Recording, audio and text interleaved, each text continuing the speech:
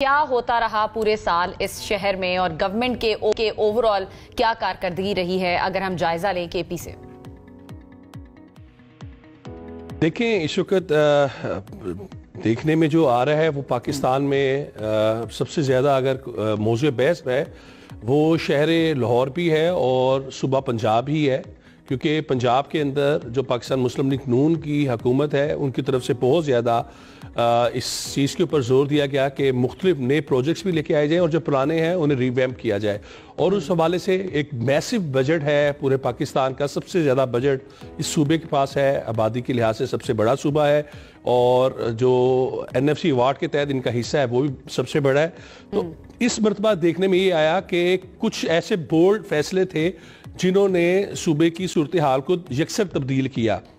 آپ law and order پر بات کر لیں، آپ نے گفتگو کرنی ہے، آپ ہیلتھ کے اوپر بات کر لیں، آپ ایگریکلچر پر بات کر لیں، آپ انوائرمنٹ پر بات کر لیں، یا آپ کسی اور بھی شعبے ٹرانسپورٹ میں بات کر لیں۔ ٹرانسپورٹ کی ہی ہم سٹارٹ کر لیتے ہیں کہ 1100 الیکٹرک بسوں کا ٹاسک دیا گیا اور 400 جو ہے بسیں جو ہیں الیکٹرک وہ اب لاہور کے علاوہ دیگر اضلاع میں چل رہی ہیں، رحیم یار خان میں چل رہی، فیصل آباد، ملتان، بہاولپور، اسی طرح سرگودا، کئی چھوٹے شہروں میں چل رہی ہیں، اور یہ سلسلہ آنے والے سال میں کہا جا رہا ہے کہ فروری مارچ میں 700 نئی بسیں آ رہی ہیں مزید الیکٹرک، اور یہ تمام پنجاب بھر میں ہو جائیں گی۔ تو ایک لوگوں کے لیے سہولت دی گئی ٹرانسپورٹ کی کہ ان کی جو ٹریولنگ ہے وہ ایک تو سستی ہو، 20 روپے صرف اس کی ٹکٹ ہے۔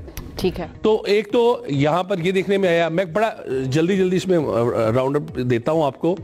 آپ اگر گفتگو کریں گے ہیلتھ کے اوپر، لاہور میں سرکاری سطح پر پنجاب میں ایک پہلا کینسر ہاسپٹل بنایا جا رہا ہے، جو کہ لگ نہیں رہا تھا اتنی جلدی بنے گا، لیکن اس کی جو ڈیڈ لائن ہے وہ 10 جنوری 2026 ہے، اور جب ہم باہر سے گزرتے ہیں تو ہمیں ایک خواب لگتا ہے کہ یہ خالی میدان تھا جہاں پر اتنی بڑی بلڈنگ کھڑی ہو گئی ہے، اور 10 جنوری 2026 کو اس کا افتتاح متوقع ہے، اور پہلا یہ حکومت اسے چلائے گی، 100 ارب سے زائد کی اس کی بلڈنگ کے اوپر کاسٹ آئی ہے، اس کے بعد اس کی ادویات اور بہت بڑا اس کا بجٹ ہوگا، دیکھتے ہیں وہ کس طرح چلے گا اور کیا یہ شوکت خانم کا مقابلہ کر پائے گا یا نہیں آئے گا۔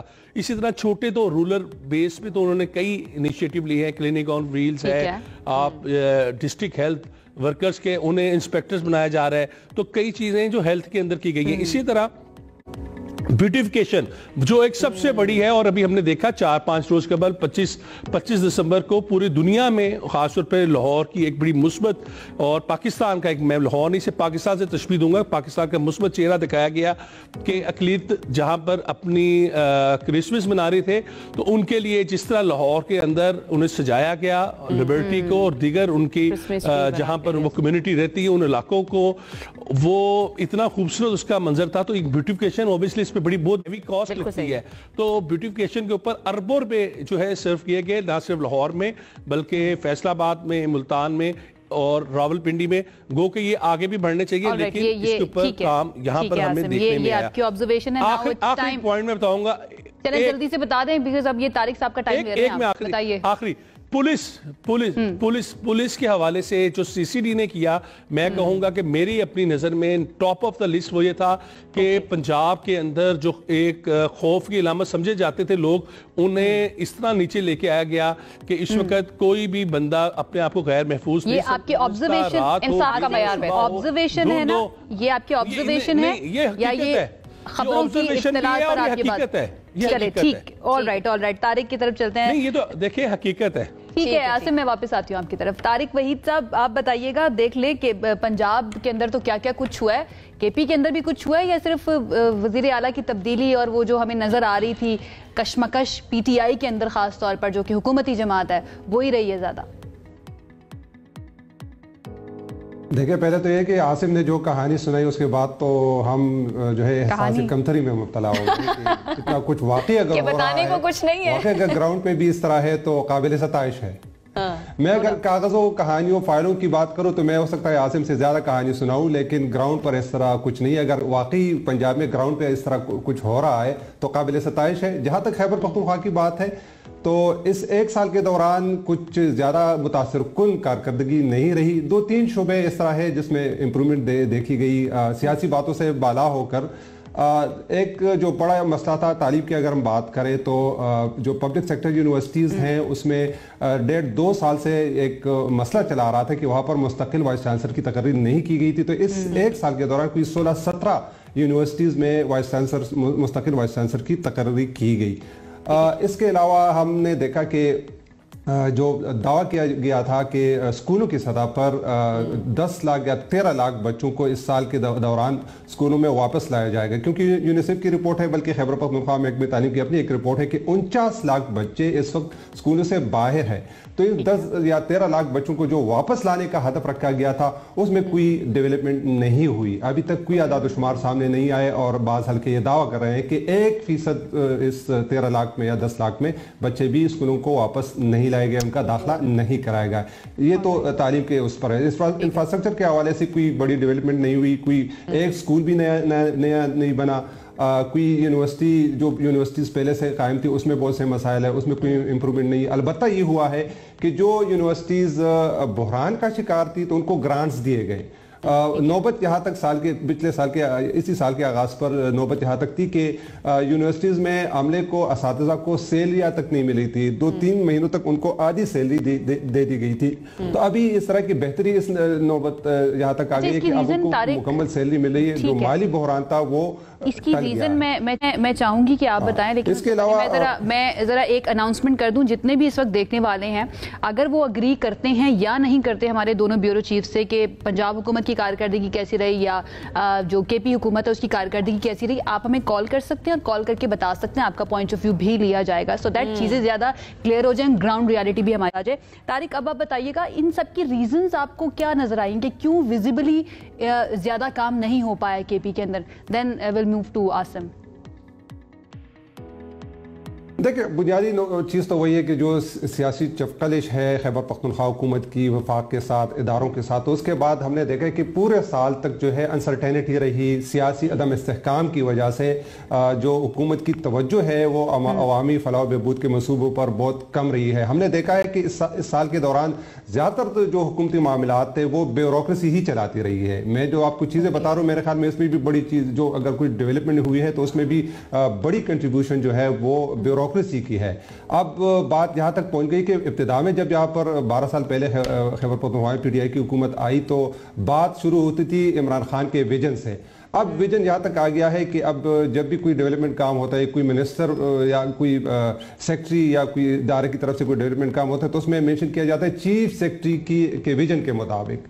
مطلب اب بات جو ہے چیف سیکٹری کے ویژن تک آ گئی ہے. تو بیوروکریسی ایکچولی یہاں پر حکومت چلا رہی ہے. سیاسی قیادت جو ہے وہ اپنے سیاسی جھمیلوں میں پڑی ہوئی ہے. یہاں پر آپ نے ابھی تک گنڈا پور کو اٹھایا گیا, سہیل افریدی آئے, سہیل افریدی کو بھی جو مسائل سامنا, یعنی یہ سارا کچھ جب کے پی میں ہوتا رہا ہے, سیاسی رسا کشی جو ہوتی رہی ہے اس میں سفر عوام نے کیا ہے. کوئی کام ہمیں اس طرح سے گراؤنڈ پر ہوتا ہوا اتنا نظر نہیں آیا ہے جس کا ہم خاص طور پر ذکر کر سکیں. اچھا آسم, میں آپ کی جانب دوبارہ آؤں گی. آپ نے جو زیادہ تر منصوبے بتائے ہیں وہ لاہور کی حد تک ہیں, جو رورل ایریاز ہیں خاص طور پر یا شہری علاقوں کی حد تک ہیں جو منصوبے آپ نے بتائے. میں چاہوں گی پنجاب کے رورل ایریاز کے لیے صحت کے معاملے میں کیا پیش رفت ہوتی رہی ہے, کسانوں کے لیے کیا بتا دیں. انفراسٹرکچر کے معاملے میں, کسانوں کے معاملے میں جس طرح عائشہ نے بتایا ہے, کیا کچھ ہوا ہے ان لوگوں کے لیے؟ اچھا, میں نے شاید اسے آپ اسے سمجھ نہیں پائی تھی, میں لاہور سے باہر نکل کے بات کر رہا تھا. ویسے تو میں سٹارٹ میں کہوں گا طارق بھائی ابھی 2 ہفتے پہلے لاہور آئے تھے, ان سے پوچھیں کہ کیا انہیں لاہور بدلا ہوا نظر نہیں آیا, خوبصورت لاہور نظر نہیں آیا. لیکن جیسے آپ نے بات کی, میں لاہور سے باہر کی بات کر رہا تھا. یہ لاہور کے باہر, لاہور کے اندر دیکھیں, لاہور کا کہ جی میں آپ کو یہ بتا رہا ہوں کہ دیکھیں زراعت کے حوالے سے گرین ٹریکٹر سکیم لائی گئی پورے پنجاب بھر کے کسانوں کے لیے. زرعی انٹرنشپ بچوں کے لیے کہ جو زراعت کے اندر جدید جو فارمنگ کرنا چاہ رہے ہیں انہیں چائنا بھجوایا گیا, اور پنجاب سے ایک بڑی کثیر تعداد ہے ان کا جو انٹرنشپ کی ماہانہ پیسے ملتے تھے 25,000 انہیں بڑھوایا گیا اور وہ 60,000 ماہانہ پہ لے کے گئے. یہ زرعی یونیورسٹی فیصل آباد اور دیگر جو یونیورسٹیوں میں زراعت کے حوالے سے پڑھنے والے بچے ہیں ان کی میں بات کر رہا ہوں. اسی طرح جب ہم نے الیکٹرک بسوں کی بات کی تو میں نے آپ کو لاہور سے باہر کی بات کی کہ لاہور میں تو چلے پہلے تھی اب فیصلہ میں ریڈ لائن آ رہی ہے، اسی طرح اورنج لائن آ رہی ہے. لیکن آپ نے جو آسم بیوٹیفیکیشن کی بات کی نا، میرا دماغ اس طرف جا رہا تھا کہ اس سلسلے میں لاہور کے علاوہ کہاں پر کام ہوا ہے خوبصورت بنانے کے لیے شہروں کو، انفراسٹرکچر وائز بھی میں اس حوالے سے جاننا چاہ رہی ہوں. کیونکہ انٹیریئر اگر پنجاب کی میں بات کروں، کیونکہ میرا اپنا تعلق انٹیریئر پنجاب سے آسم، لیکن وہاں پر اتنا کام ہمیں نظر نہیں آتا ہے. اگر سڑکوں کو لے لیں، ہم اسپتالوں کی صورتحال کو لے لیں، تو میں اس بارے میں زیادہ جاننا چاہ رہی ہوں. اچھا، میں آپ کے لیے ایک چیز بتاؤں کہ دیکھیں پاکستان میں کہیں بھی نہیں ہوا کہ ایئر ایمبولنس ہو. پنجاب کے ان دور افتادہ علاقوں میں ہی ایئر ایمبولنس ہے، 3 جہاز ہیں، 2 ہیلی کاپٹر ہے. تو یہ دور دراز جو علاقے ہیں وہاں پر یہ کام ہو رہا ہے. میں بالکل یہ نہیں کمپیریزن کروں گا کہ جی لاہور میں تو کچھ نہیں ہو رہا، باہر بھی اس کے برابر ہو رہا ہے. دیکھیں پریورٹی سیٹ ہونی چاہیے. پریورٹیز جو ہے اس کا تعین کرنا بہت ضروری ہے، کیونکہ یہ ایک شہر کی وزیر اعلیٰ نہیں ہے، یا یہ جماعت ایک شہر کی نہیں ہے. انہیں پورے پنجاب کو ڈیلیور کرنا ہے. انہیں رحیمیہ خان سابقہ بعد سی ایم صاحبہ کے ویژن میں یہ نظر آ رہا ہے کہ آؤٹ آف لاہور بھی کام کیا جائے گا. آلدو وی اپریشیٹ جو لاہور کے اندر کام ہو رہا ہے، باقی شہروں یا گاؤں کے اندر کیا جائے گا. دیکھیں اپنی چھت اپنا گھر، یہ صرف لاہور میں نہیں ہے، پورے پنجاب میں ہے.